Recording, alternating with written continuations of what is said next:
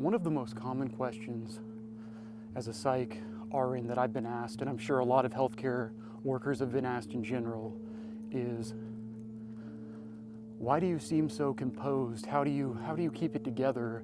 Or even better yet, the question of,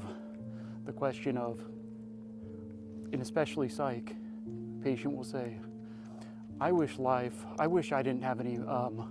had life like you and I didn't have any, mental health conditions.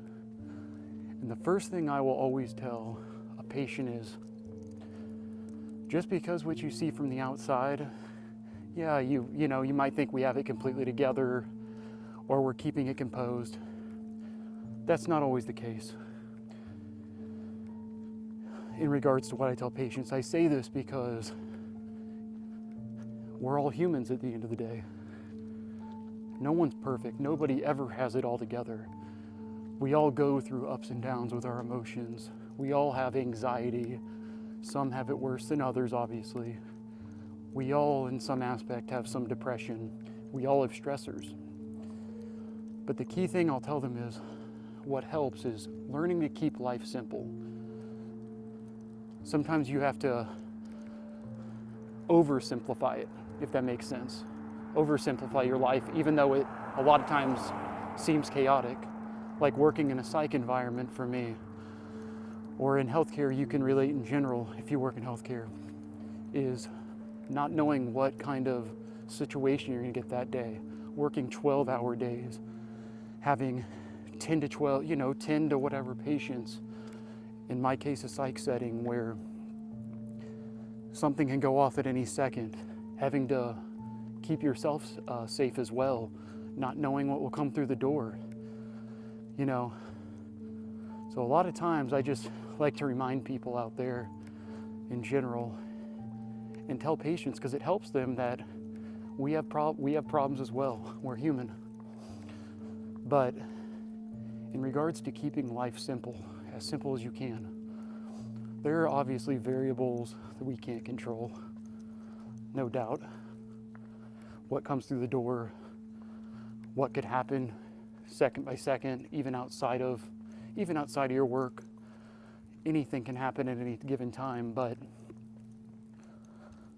what you can control is what you have going on around you, meaning, or what you have in your controlled environment.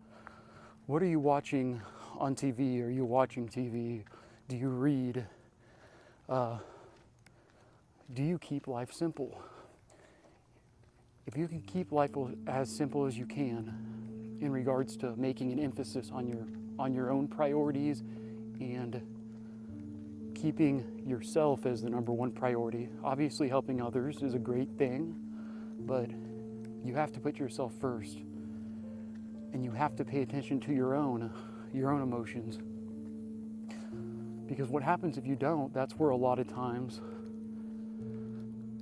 mood swings, anxiety, depression, in particular, anxiety or even panic attacks, where they come from. That feeling of not having control. And the way you can have more control is through putting yourself first and just simplifying that environment. Sometimes as well, going back to sometimes what I've told patients in regards to, everyone has something going on that can be a problem. Obviously, some are heavier than others in regards to whatever the problem or whatever is going on is. And I don't want to ever say that compare somebody's situation to somebody else's, because everyone's situation is different. And in simple fact, we're not that person that we're comparing to, meaning everyone has different feelings. Nobody will ever completely understand somebody else's circumstances or mental status for that fact. But with that, one thing we can do in regards to keeping everything as simple as we can, in regards to putting yourself first, is this also goes hand in hand with even things such as like drug addictions. I know, for example, one of the main points is you have to be the one who wants to get clean. yourself. You can have others around you that are wanting you to, like, my dog's going off, that are wanting you to get clean or want you to get help. That's great and all, but if you're not wanting to get the help you need, or somebody suffering isn't, you can provide the resources, but you can never force them in regards to even getting clean or getting mental health help. That's what sometimes they call, you have to have that low, that breaking point, that lowest of low moment. And then a lot of times people will have a break, from there they'll have, when they hit that breaking point, when they went as low as they can, that's when they can that's when they can recover.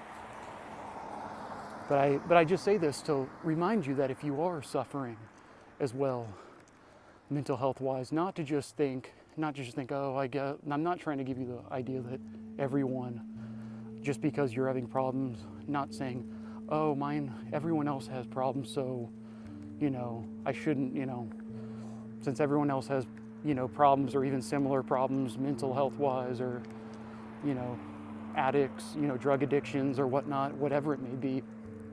I don't want you to take away from it that, oh, we have similar issues, we can go through it together. No, you have to be the one that wants to make the change. And sometimes, if you can recognize that and you want to make a change, for example, quitting a substance or whatnot, just try it. You might not be successful, but if you just at least try it and you see the path that you can go through, yeah, you might have some physical withdrawals, mental withdrawals from something, or wanting to get the help you need. Just dipping your toe in the water sometimes can be the best thing.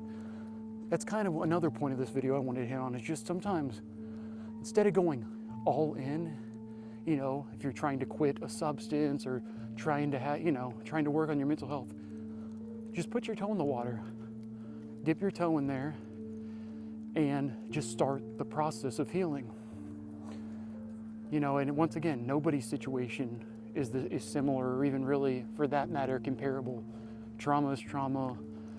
Anxiety is not everyone, we all have anxiety, but there's severities of it. We never know how the other person processes something. We can relate a little, you can relate to somebody, like, if somebody goes, like, if a patient was like, oh, I've got my anxieties a 9 out of 10, and I can even when I'm talking to them, be like, yeah, I have anxiety as well, but I never like to tell them though that I have anxiety and I can go through. Yeah, I might have anxiety, but completely different circumstances. We have different, different brains, even, for that matter.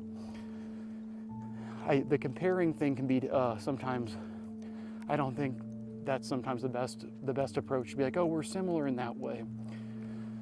But what I do like to tell them is, the fact that you're here, getting the help you need, or the fact that you're here for a detox, you're starting the process, and that's what matters. Kind of a random video, everyone, but just I wanted to, anyone out there who, is thinking about, trying to get off drugs, or wanting to get help, just to know that, just try. Dip your toe in the water. And also just realize that you aren't alone. We all have different circumstances, obviously, but you're not alone, and you do matter. Love you all. That was a random video. I just wanted to throw that out there.